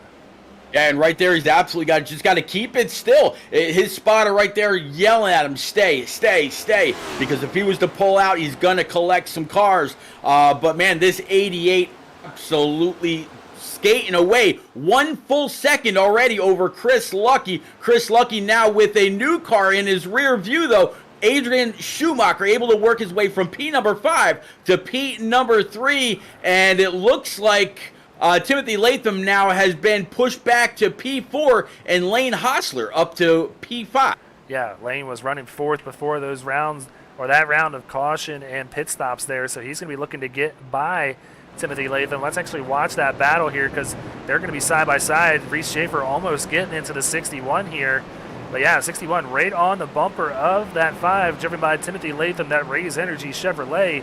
So Lane going to be looking to make quick work of Timothy and not lose too much time on this leaders, because Lane was not as fast as the leaders but was hanging in there, and by messing around with Timothy for too long, he could possibly lose some significant time on these top 3 drivers. Yeah, you absolutely got to make sure that you stay within a certain gap. Manage your car, manage your tires, manage your gas. Watch your braking points. Watch where you're getting back on the gas. You don't want to get on too soon to where you loop this thing around. These next gen or these Gen 7 cars, Greg, are very, very loose by nature. There was a few guys that were talking about running the trucks earlier during practice, saying what an absolute gem those things are to race around here because they're so easy. And I always said the Xfinity cars were loose. These guys were saying the looseness in the Xfinity is like a 5 compared to a 10 that these cars are. Yeah, it's a different recipe for the trucks here, and I wouldn't go as far to say is they're easier, but it's just a different kind of. Oh, and Causey gets really squirrely there as he almost overdrove turn number 11, but less horsepower in the trucks and higher downforce is going to make those things more enjoyable, especially here at the road course. But high horsepower in these next-gen cars and lower downforce and even an extra gear is going to give you a little more courage out there, and bigger brakes, it's easier to overdrive here, and that's what we've seen here tonight. And we've already had one disqualification, and that was Aaron Bringleson. So we're staring down the possibility of a few more. As Zachary Taylor, we mentioned, was sitting with about 13 last time we were filled in by the admins. And I believe it was Emerson Ardon had 15. So with 14 laps to go, there is still a lot of time for some big-time downers as far as points go. As Taylor Locklear, I'm seeing, is just off the track here, but keeps it going. Maybe he just used a little bit extra on turn 12 in that 0-0. Yeah, I'm kind of keeping an eye on these incidents for these drivers, and it's really, really interesting as they go turn for turn. I'm just seeing little blips of red. For example, who is this right now? Emerson Ardon, you just mentioned him. He just accrued another one. A little bit further down the running order, it looks like Byron McDonald just picked up another one, up to 12 right now. Sitting with 13 off track counts, Gregory Smith. So they keep adding it up. But you know what, Greg? It really seems like the most have been accrued during these restarts where you're really trying to make up the most amount of points. You're pushing it just a little bit harder than you would as if you were just now at that restart. You're still trying to get the best you can out of those tires. That way, as the run goes on, which we've been caution free except for that stage break, as the run goes on, you may not have the tires to really try to challenge as you would earlier in the run. Yeah, so we'll check in on these tires as they start to run through them here quickly at the top of this run, like you said. And this is turn 11 where our leaders are. Causey starting to put a little bit of a gap on Chris Lucky, who we saw these two battling it out. Before that caution came out, Lucky was making the move to the inside of Causey. But this is what happened last time. Causey got out to a big lead. Lucky ran him back down. And now I think Lucky has had a lot of research here on the 88 of Causey and knows where his weak points are and where his strong points are. So I'm curious to see how this thing shapes up, but I don't think Causey is going to be getting away from Lucky anytime soon. No, I don't think so. He's absolutely gone to school on this 88, realized that he's been out front, and just think, just as that yellow flew, the 77 was all over the back bumper of this 88 for Causey. I think we're in for one hell of a show when it's all said and done and that checkered flag is waving in the air. Absolutely. Riding on the roof of Chris Lucky's Ohio Sim Racing number 77 Chevy Camaro. And this is the gap that I think he's possibly trying to keep, maybe seeing if he can save tires a little bit better, be a little bit smoother than this 88, maybe pay off in the end as we cross the stripe now with 12 laps to go. Still plenty of time in this thing here. Absolutely, plenty of time. 12 laps, couple hundred shifts, several braking points, all different kinds of turns, depending how many extra you have to make to try to save this race car. But phenomenal job. Greg, I'm still really, really surprised that we have gone green this entire way except for the stage. These absolutely phenomenal. Well, I mean, that's just for the fact that there are no full course cautions here when we run road courses. So that's a spoiler for you. But yeah, that's why it's staying green here. Even though we've had plenty of incidents out there on the track, I still agree with you in the sense that it's been a relatively clean race. Not many incidents involving drivers hitting drivers. It's just incidents where drivers are going off the track a little bit and losing the handling of their car. So everybody being really courteous out there on this huge road course circuit located in the heart of Texas in Austin. But yeah, it's been a great race to this point, and I 100% agree with you. I wasn't. Maybe I was wrong. I would have assumed, like, when we saw the 27 spin or one or two others, since they were off track, we didn't even see like a what do they call it, a local yellow or something like that.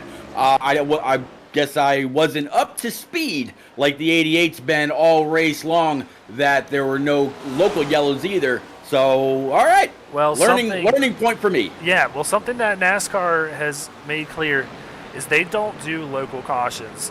Now, granted, they do full course cautions. We don't do that here on SRN because we would literally be racing every lap under yellow. So that is why we don't do full course cautions. But yeah, NASCAR, the actual sanctioning body of NASCAR does not do local cautions like you would see in a Formula One race or maybe an IndyCar race. So that is why you're not seeing that, Pete. Any other questions? Wow. I asked you to educate me on a couple other things. Now you're taking me to NASCAR school. I tell you. No, I'm just teasing. No, absolutely. Learn something new every day. And I really thought that because it is a road course, and there was some news out of, a joint venture between IMSA and NASCAR. Maybe they were in talks for other things as well, but I guess not. Yeah, 80 still leading the way. I can tell you for a fact that we don't want to pay anybody else for local cautions. Otherwise, we'd have people with yellow flags all over this thing. So we're just trying to maybe save a little money on Speed Racing Network. That's what we'll chalk it up to. What do you say? No more officials having to drop the yellow or anywhere else around the track. So save the rags. Oh, it's Byron McDonald right here in front of the field. That was in turn one. Yeah. Not seeing him there anymore. But that is going to be a big hit for Byron, who was running really well and now gets that thing going back in first gear through turn number 2 here and heads towards the S's. And Emerson Ardon has dropped his connection there. So our second place driver in the standings is out of this one here tonight and packing up early. Yeah, very unfortunate for Emerson Ardon. He was actually doing pretty well maintaining the points that he had. But this, as you said, Greg, with 34 cars out here tonight, it will absolutely be a big hit in those points, as we were talking about earlier in pre-race with how tight they were and so many cars on track that were going to attempt and try to complete COTA. So yeah, it's going to be a big shift in the points. Yeah, so following along on our blimp cam here through turns 14 and 15, this battle not going anywhere. Chris Lucky's still staying within reach of this 88 and just kind of stalking his prey almost here. That gap still remaining in 1 second, but turns 17 and 18 right here, heading towards turn 19, which I think is going to go down in the record books as the Ross Chastain turn. And then heading into turn 20 here to cross the stripe to take 10 laps to go. And this stripe right here, I was going to educate you, that is the start-finish line that he just drove. Yep. I said it again. That is the finish line. That is not the start line. There's two separate things. But yeah, so just want you guys to know, in case we get down to a late race battle here and it comes down to the nitty-gritty, that is where the race will be completed, because these two are not getting away from one another. No, not at all. So you're going to have the almost Alex Bowman turn 18. You're going to have the damn it Dinger turn 19. And the hey, I got it done turn 20. There we go. Yeah, I mean, we can make that happen. Just paint it on the walls here at COTA so they can see it for the Formula One race happening later on in the year, which, Pete, we need to get tickets to and go check that out. Yeah, let's go. I'm game. Well, Matthew Greathouse turning himself around on turn number 20. It's going to lose a good amount of positions right there, as I believe Byron McDonald, Britt Vannier, Justin Smith, and Jordan Sailors, who you see right there now at 15 points. They all got by him. So Matthew Greathouse, unfortunately, going to lose some positions after a great start to his rookie campaign here on SRN. Yeah, I just went back and watched that issue with Greathouse in that 46. He did a great job of actually locking it down, getting on a throttle, spinning it around, looping it completely, getting it pointed in the right direction and going. Lost a couple spots, as you said, but there's no damage on that 46 whatsoever. That could prove to be huge for him later on. We'll check it in on Berger Nation. Seth Berger running in the 9th position, but this is probably the closest group of battles here for 9th, 10th, 11th, 12th, 13th. They are all within about 3 seconds of one another. So Berger, Kalal, Whitmore, Saucier, and McAvoy all looking to maybe make their way into the top 10, but Seth Berger, Scott Kalal don't want to let any of that happen here as they go around turns 14 and 15. How about this out there in chat, Greg? Logan Joyner. I don't think they can make it on fuel till the end without pitting again. They all went, 17 laps? If I'm not mistaken, green flag before that competition caution came out. It was 18 till the end, if I'm not mistaken. If I actually caught the tower just as they all jump back on the loud pedal. I think they might be able to, but I think it's going to be really, really close. It will be close, and you're right. They did go 17 laps on that last run, so hopefully everybody opted to take the full tank of fuel, because if not, Logan could be exactly right, and we could be staring down the possibility of people not making it around to that finish line when we get to the end of this thing. So we'll keep an eye on that. Thanks for the heads up, Logan. And we'll check in once we get down to the end of this thing and see if that is the case. I almost wonder if that's why the 77 caught back up to the 88 so quickly. I mean, he went from 2 seconds to a second and a half, down to 1 second, down to a half a second. It seemed like pretty quick. I almost wonder if the 88 might have been having to clutch it in a couple of corners in order to save a little bit of fuel to make it to that stage break. Not sure, Pete, and I wish I did know, because that could be a juicy bit of information if that is the case. We'll have to keep an eye out on it, but right now I think people are at this point with what we're getting from, whoa, Corey Saucier might be overshooting the hairpin here, or he just makes an aggressive move. It's not going to work because he wasn't able to get the angle that he wanted. So, wow, that could have been scary for a lot of guys right there. Luckily, Corey leaned off of everybody. But, yeah, I mean, I think everybody right now is more focused on that incident point limit as opposed to their fuel. And maybe that could be a mistake if that is the case. So we'll have to keep an eye out on that, Pete. Yeah, talking about these incident points, actually sitting at 18 right now. Jordan Sailors in that number 55 while he's up 12 spots on the field, sitting in P22 right now. Yeah, 18 incident points so far tonight with, what do we got, about 9 laps to go.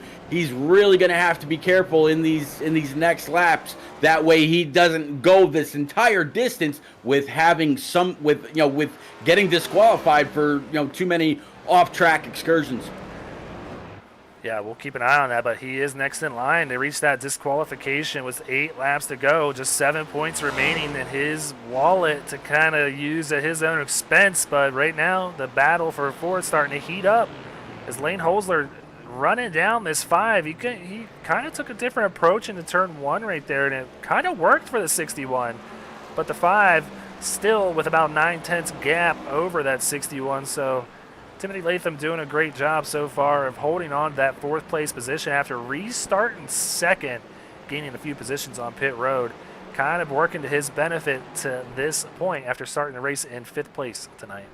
Yeah, 61 was all over the back end of that 5, and until the 61 just got a little tail happy up at the top of those S's, and that is how the 5 got that little bit of a gap as they come on over the hill down this big old this big old turning curve. There we go.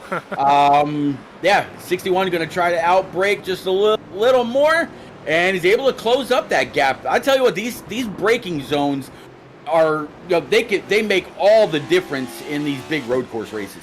Pete, if you want to call it a turning swerve, I will not hold it against you one bit. I kind of like it. So Turning swerve. There yeah, we go. turning swerve. That's what we're going to call. Hashtag turning swerve. Yep, that's ours now. Nobody else can have it. So make up your own. But right now, the battle between Brad Herman, Steve Whitmore heating up for 12th place. Steve looking to make up a few more spots. He's kind of held even on the night. Started 13th, sitting 13th, having a good run at that. These OSR boys for Ohio Sim Racing having a great run of it so far here tonight, wanting to pick up a few more spots. Britt Van Meter, who we saw wreck earlier, still sitting in 18th, so not a bad night considering how much worse it can be here at road courses.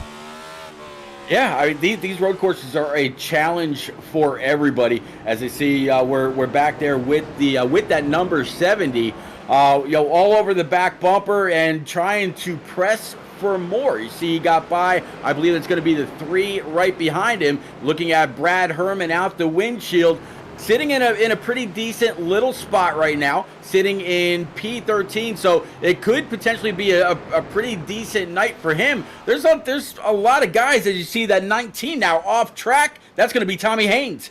Yep, Tommy Haynes for Zeos Racing. Not going in the right direction, I do believe. He's in the S's right here. He's going to try and get it turned around respectfully because we do have some cars coming through here, so doesn't want to get in their way. He's already a lap down, running in 28th. Oop, and that is not what he's going to want to do. So having a tough go of it. I have to imagine he is also pretty close to that incident point limit. Yeah, right now his forehead is probably about as red with his anger as the outside of that car, I'd have to imagine. But you know what? That is absolutely racing with integrity, Greg. He didn't just come on back out on track and try to duck, dip, dive, and dodge everything else that was coming his way. He came back out when it was clean. He absolutely did. So respect to him, and that's going to only earn the respect of all the drivers here, like you said. So good catch there, Pete. He was able to keep that thing off the track and out of everybody's way and out of harm's way, but this lead starting to shrink up front here. Chris Lucky running down our leader. Yeah, Chris Lucky absolutely getting closer and closer to the back end of that 88, down to 7/10, now high 6s. It's fluctuating back and forth just a little bit. All depends on who gets on the brake and off the brake, who gets on the gas and off the gas. Better than the other, and these two have clearly been the class of the field all night long. The only one that's been up there or was up there for a little bit earlier was that 30 of Adrian Schumacher in that Toyota. Down 2 spots again was your pole sitter, but Joseph Causey and Chris Lucky have just walked away from this field. Yeah, and you can see right here the last 3 laps. I mean, granted, lap 27 he gained 1,000th of a second. But the last 2 laps, really, he's gained 1.2 seconds on our leader, and he is there. He is sitting a half second behind Joseph Causey. And, man, you got to get it out of your head, but Causey could be staring down the realization of maybe losing another one late again in a race here. So he's going to have to really bear down and keep that thing heading real fast through all these turns because Chris Lucky is right on his bumper. Taking a look to the inside, doesn't get it. Sorry, Pete. Nope, I was just about to say, look at number 77, looking to the inside. The 88 was able to get on the throttle, and the 77 had to check up just a moment. Now he is reading his sponsor information all over the back of that 88 Ford, going into the turn, hitting the apex, getting back on the throttle. Really, as DW used to say, you get back on the throttle like there's an egg under the pedal, and that's exactly what these guys are doing, and they've been doing it the best all night long.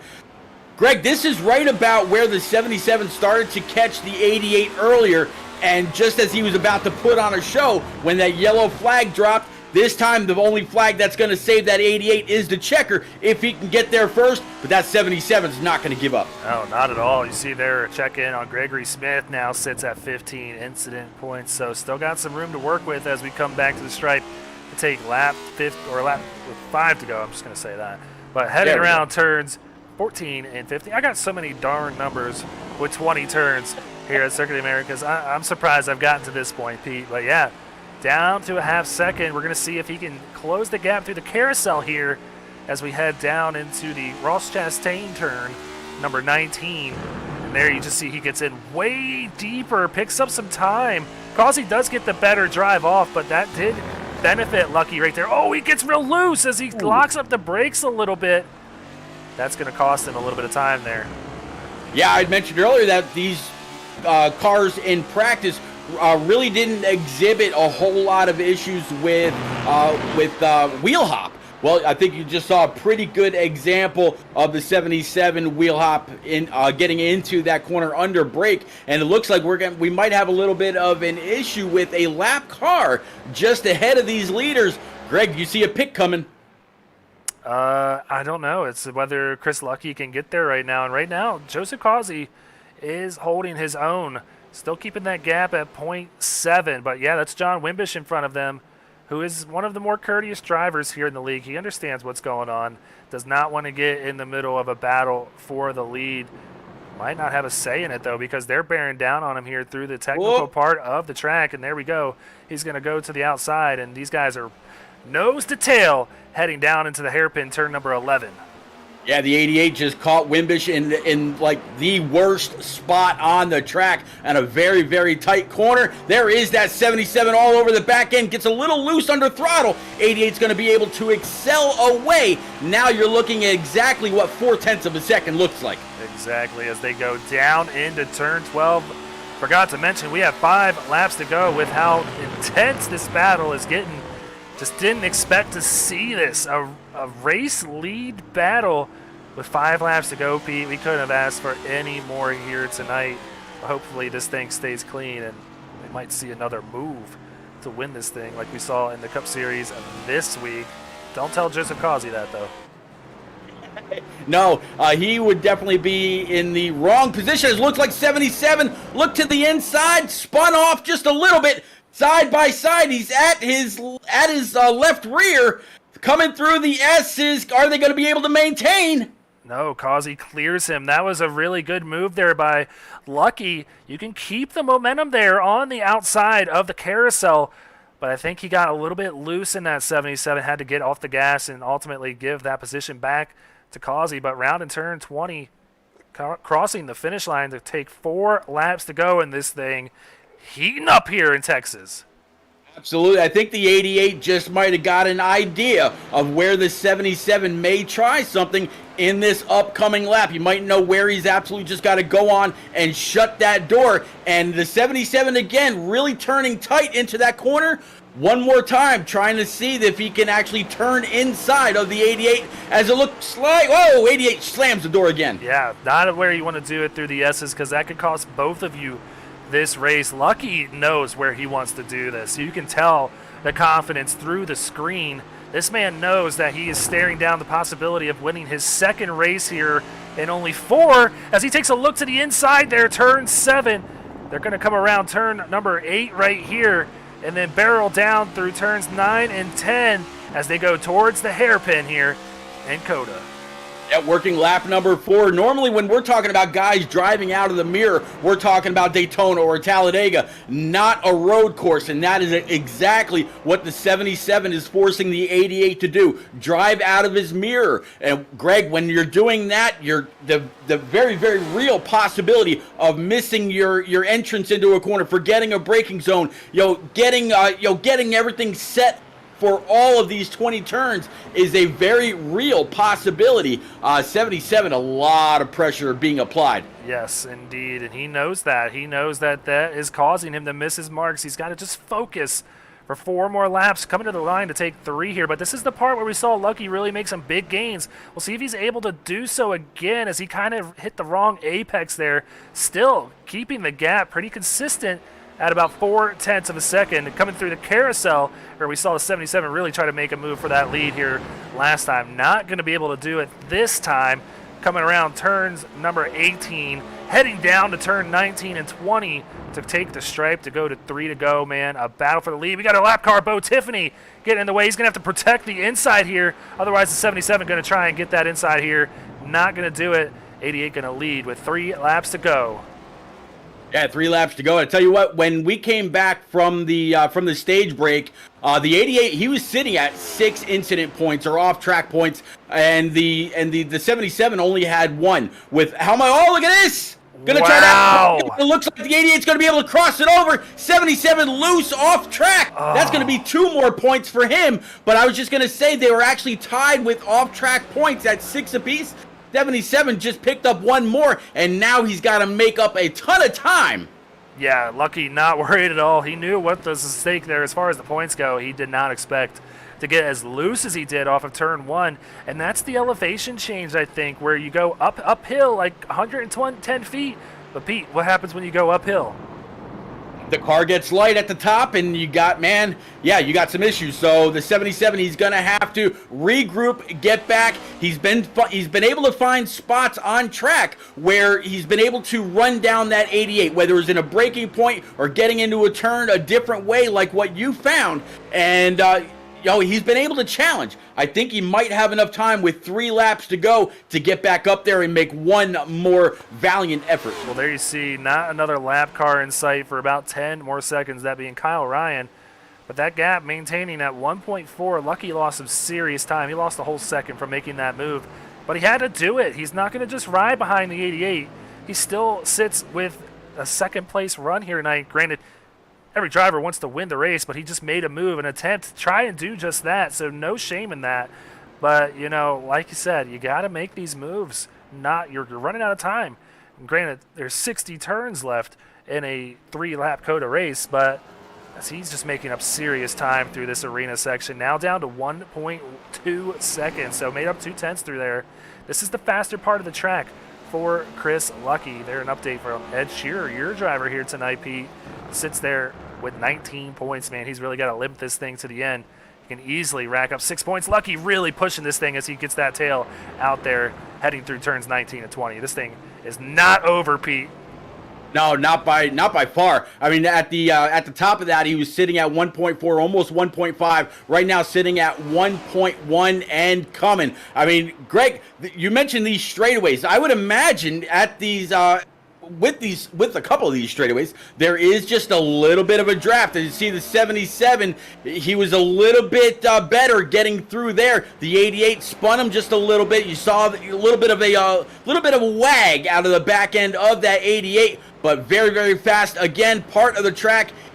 88 was able to breathe when the 77 missed that corner, but man, can't do it too much, down to 7/10. Yeah, my adrenaline is absolutely pumping. We've had some absolutely amazing finishes here this season, and I think that's all in part to me coming on board running this thing, Pete, so you're welcome. No, these guys are doing awesome racing each other all season long. Lucky lost some big time there again. We just missed what happened, but might have got loose heading around turn 8 there. Now that gap back to 1.5 seconds after he got it down to 7/10 in the S's. Yeah, I saw that. Not quite sure exactly what happened. He might have got a little too aggressive with the turn, had to brake in order not to go too far off track and give even more time away. But yeah, now sitting at 1.4, almost 1.5 as he hits that 1.5 mark. Greg, we're sitting at 2 laps to go. I think Lucky might have run out of luck. Yeah, it might have run out of luck. that horseshoe might be empty. He's going to hate me by the time this season is over because I'm going to use that name up as much as I can as far as puns go. But, we saw him make up 7/10 in this second half of the racetrack on that last lap. I'm not counting this thing out by any means. We've seen how easy it is for even our leader to make a mistake, and there are 2 lap cars in front of them. That gap is shrinking now down to 1.2 seconds. The white flag is going to be in the hands of Barney. As you see, Kyle Ryan gets out of the way, does the right thing there. Kind of messes up Lucky, though, on exit. Yep. And this one might be over as he lost another second there on the exit of 20. Yeah, now sitting at about 2.5 seconds back. Like you said, he just came across that car at the exit of the corner rather than meeting him in the middle or something like that. So Lucky couldn't get in the gas and just had to wait that extra pinch of an inch. And Pinch of an inch. pinch of an inch. And yeah, just lost a little bit more time. Well, comes through the S's here for Causey, heading around to turn 7 and 8. And he's going to be hitting the hill to cut around turn number 10 here shortly. One of my favorite cameras to just show the elevation change. There he is, our leader, coming down turn number 10 to head down towards the hairpins here at Circuit of the Americas. Kind of a good thing they're wrapping this thing up. No lights at the circuit. Starting to see the sunset here. Yeah, sun's going down. You're starting to see a little bit of an amber glow on the front end of some of these cars. But man, that 88, he's driving off into that sunset, Greg. I think he's got this well in hand now, as long as he doesn't make any mistakes. But he hasn't made very many at all this entire race. It looks like Joseph Causey, your pick to get it done tonight, is going to prove you right once again. I wish I could take credit for that, but I mean, he set me up last week when I interviewed him, and he could just hear the determination in his voice. He was looking really forward to this one here tonight, as you see him round turns 14 and 15 there. Stares down the carousel. Only about 4 or 5 more turns to go for Joseph Causey, as he's got a pretty big gap between him and Chris Lucky now, who's been his strongest competitor all night. 2 more turns for the 88. Takes it around turn 19 really smooth. Knows that he doesn't have anybody in his way. 1 more turn at COTA. Takes it around turn number 20 real smooth. Crosses that stripe, and this thing is over. Joseph Causey is your winner here tonight. Absolutely great race, all race long for the 88 of Joseph Causey. Absolutely putting on one hell of a dominant performance. I think when he called it last week in post-race interviews, it wasn't determination in his voice. It was conviction, Greg. He performed. Yeah, he's been dying to get this first win off his chest here, and that's kind of a monkey off his back, as you see a really great gesture by Chris Lucky, giving him a little congratulatory tap. Not too much of a tap, though, because we still got to mind these incident limits here, Pete. Yeah. Yep. But, yeah, he's just going to take it around and kind of just, like you said, ride off into the sunset, which I'm also taking full credit for, Pete. I set you up with that one, and you nailed it right out of the park here. But your winner here tonight at COTA, our first night here in Austin, is going to be Joseph Causey out of Tank Racing. Yep, the guy that I picked a little bit earlier, Ed Shearer, in that new number 97, he ended up finishing in 7th, up 4 spots from where he qualified. So good job back to Ed Shearer as well. Yeah, absolutely. So nice long victory lap here. He can really choose wherever he wants to celebrate, but I think he's just taking the moment in right now as nobody around him. And yeah, he is probably going to take over that points lead here. He already had it, so definitely going to take it over, Pete. Shows what I know, right? I tell you what, some of the guys that were getting closer and closer to those limits. I mean, we're looking at a couple of cars in the mid-teens. Some very, very close. For example, back here, Jordan Sailors in that 55 ended the race with 22. So almost out of it for him. It looks like he was the highest after 1 or 2 that were unfortunately eliminated. So a nice long cool down lap for everybody to just hear us talk about Joseph Causey dominating this race. He led, I believe it was every lap of this thing, if I am correct. So yeah, Adrian Schumacher started the night on the pole, but Causey made quick work of him getting that lead, and I'm pretty darn sure that 88 led every lap here tonight. So he is going to get even more of a gap on the rest of the field, because no one's going to be able to get that bonus point for leading a lap here tonight, as he's getting one of his Tank Racing teammates, Ed Shearer, who's finally catching up to him after he just put some serious distance on the rest of the field. We're going to get to these results shortly, but coming around the last set of turns, we'll see if Causey decides he wants to burn it down here in Austin, Texas. So yeah, I hope he does. He absolutely deserves it. Yeah, there he goes. You don't miss the opportunity when you can. You're right. I mean, he has had a tough last 2 weeks. I mean, granted, been great finishes, which have ultimately put him in the lead in the point standings in the Cup Series, but it really starts to get to you when these things are not going your way, even though you're leading a bunch of laps. I mean, he's our laps-led leader by far this season. I think people are going to start taking notice of this 88, especially now that he's got this first win out of the way. He's here to play this season, and he's not messing around. I mean, he has been in contention in each one of these races, even including Daytona, where Tank Racing swept the top 5 positions. So he has been in contention to win just about every race this season. And there goes the engine. There you go. Popped it. Well, Pete, that is going to give me time to head back up to the blimp, where we're going to check the results here for tonight's race number 4 of 20 in the books.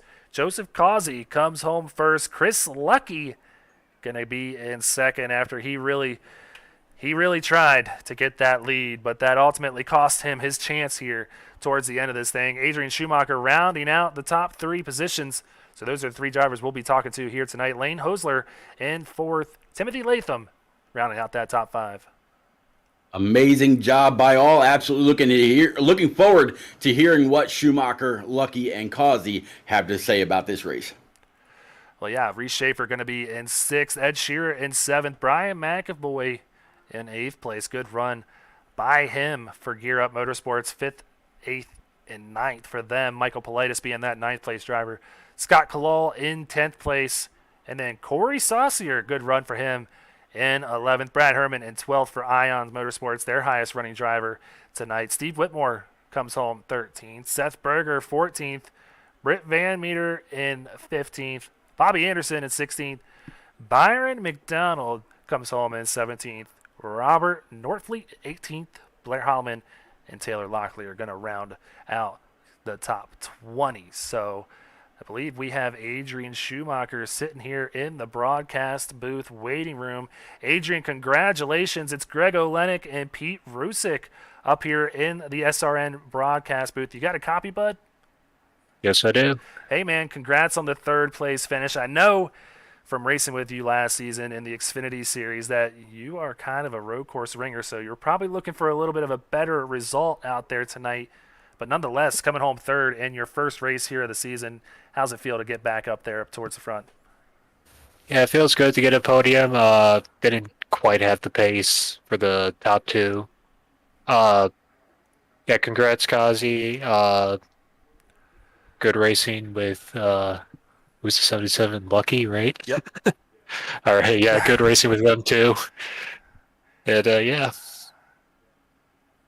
Well, Adrian, it definitely seemed like you had a very, very fast car. I mean, starting from the pole and then losing a couple of spots pretty quick, but stayed up there with all of them. And then we saw you and a few others come on down pit road for that stage break. Did you think once everybody got, jumbled back up, coming out on 4 brand new Eagle Feel Goods, that you're going to have a little bit more of a chance to work your way back through the field again? That short pit, I was not going to make it on feel going around with the pace laps. So I just took a feel there, and once the second round of pit stops came, that's when I took tires. I wasn't really looking for a advantage, more just not running out of fuel. Well, that actually clears up a lot of Absolutely. confusion for us, because we thought everybody was short pitting there to kind of maybe get an advantage and short pit and get in front of everybody, but we were a little confused when we saw everybody come down. So appreciate you explaining that to us, Adrian. But I'm super happy to see you back here on SRN, man. You kicked my butt last year in the Xfinity Series, and you're picking up right where you left off with a 3rd place finish here at COTA. So congratulations on that. But before we let you go, you got any friends, any family, any sponsors you want to give a quick shout out to? Yeah, I'd like to thank Tank Racing teammates. I think I like contributing to road course program, maybe. Like to also thank Resource Bank for hopping on with me with the Puto di Corsa for the race. And yeah, that's about it. Awesome, man. Well, like I said, I love seeing you back out here. Hopefully, we'll see you for more races here as we head to Twin Rings next week. So enjoy the third place finish, man. And like you said, you are definitely contributing to Tank Racing's road racing prowess as you guys came home 1 and 3 here tonight. And I'm pretty sure, yeah, 6th place, 7th place. Emerson a little bit further on down there in 29. So y'all had a great run as always. Tank Racing just running away with these team championship standings. So great racing, man, and have a good night and have fun celebrating. Thanks, guys. Well, that was Adrian Schumacher, last season's Xfinity Series champion, coming home in 3rd place tonight. Let's go ahead now, move on to Chris Lucky and get him up here in the booth. Chris, it's Greg Olenek and Pete Rusick up in the SRN broadcast booth. Congratulations on a really good 2nd place run here tonight, and you really gave it all you had. You and you were stalking Causey all night long. What could you have possibly done different to get that 77 out in front of this thing? Scale it back a little bit. I drove way too hard.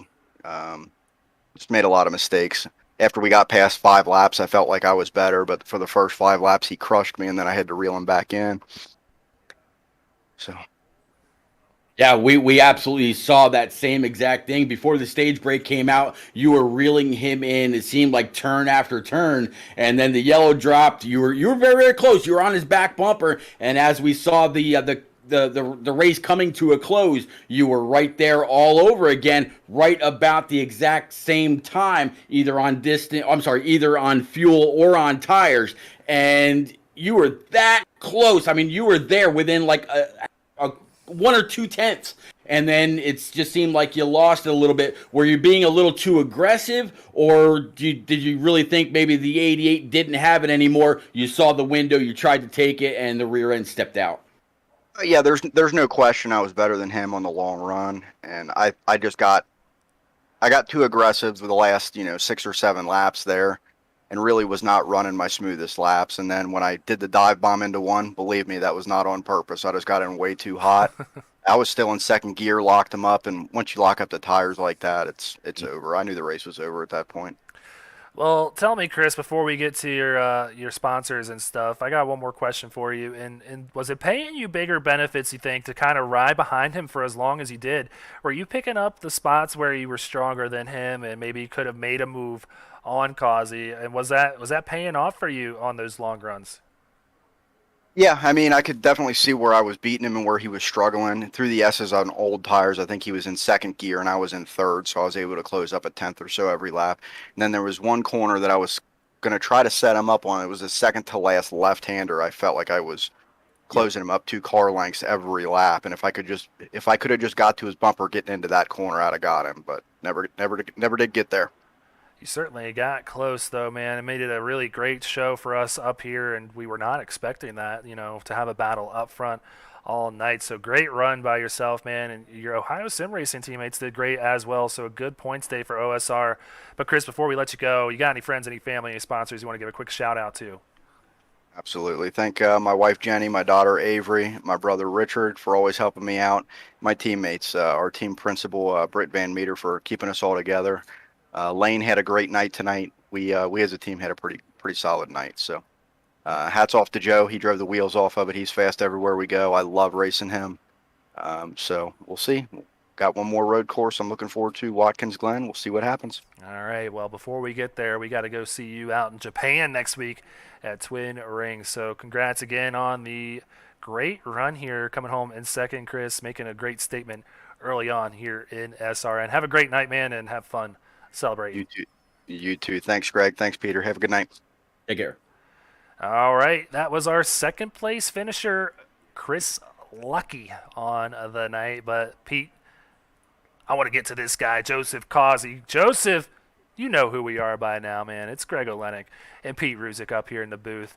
You had to wait a little bit longer than you have in the past in these couple of weeks, coming home in 2nd and 3rd. And, hey, you're the winner here tonight. Tell me about that one and how fun it was competing for that thing with Chris Lucky, man. You guys were having a great show out there. Man, he kept me honest, I'll tell you. I hats off to him, man. He kept me on my toes, kept me honest. I had to make sure I could dotted my I's, crossed my T's. Man, what a race! That was very fun and very stressful as well. Man, Greg, you wouldn't tell that there is an ounce of stress in this guy. I absolutely love talking or anticipating you getting into the booth. But Joseph, we watched you before the stage break. The 77's reeling you in, but more so at the end of this race. I kind of mentioned on stream, it really looked like you were driving out of the rear view more than you were out of the windshield with about 5 or 6 to go. How much were you actually watching which line the 77 was taking, and how much did it determine which line you ran to complete this and ultimately grab this W? I think there was a couple times, especially the one during the S's where he got really close to me there, and I think the one right before the last left-hand turn in the stadium section, those were the closest 2 times I remember I was really looking in the rear view where he was at, just to try to close that off, especially in the S's part. That really shook me up when he started it off in there, and I was like, oh, because I knew if I let him go, he had a better run, long run pace. Like I could keep it honest and keep him behind me as long as I hit my marks and everything else. I knew as soon as he got out in front of me, it was just gonna be way too hard for probably me to try to reel him back in and close that gap up. Well, I got 2 more questions to ask you before we get to your sponsors and your family and friends out there. But first one being, were you ever? And we just coined this term in this race, so you heard it here first. But were you ever worried that you were going to get Ross Chastained and get booted out of this race by Lucky? He was right on your bumper for a few times here on those last couple of laps. And 2, tell me what it means to finally get that monkey off your back. You're sitting here as the points leader, and now you got that first win on the season. What else do you have to do here as we look down the barrel towards the playoffs? We got to win an oval race now. I mean, we done won one. Now we got to win the oval. So, yeah, we got to put an exclamation point on that one. And, we just, just got to keep the pace up. Got to keep the points racking. Just got to keep getting, hell, I don't know what my top finish is right now. I think it was at a 2.6 coming into this race as far as my overall finish for every race. So. All right, well, that was a weird flex, Joseph. No, I'm just kidding. You've definitely been the class of the field all season long, and, man, you got it done here tonight, so congrats on that. And Tank Racing just running away with these team championship standings. You guys had a pretty good evening with Reese Schaefer finishing there in 6th place and Ed Shearer in 7th, so 3 cars in the top 7, so congrats to your team as well. But Joseph, before we let you go, you got any friends, any family, any sponsors you want to give a quick shout out to?